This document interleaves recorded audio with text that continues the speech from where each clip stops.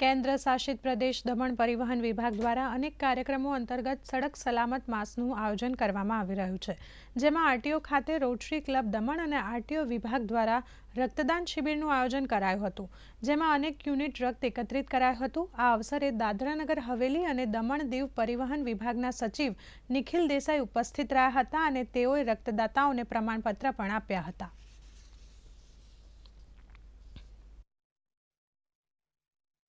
विद्यार्थियों के साथ उनको एक ट्रैफिक रूल्स के बारे में सेंसिटाइज़ करना, रोड सेफ्टी के बारे में सेंसिटाइज़ करना, ये एक्टिविटीज़ हमने इस महीने हम पूरे यूनियन टेरिटरी के स्कूल्स और कॉलेजेस में जाके बच्चों के साथ, स्टूडेंट्स के साथ हम उनको रोड सेफ्टी के बारे में बहुत सारे जो पहलू हैं उनके बारे में हम उनको समझ देंगे।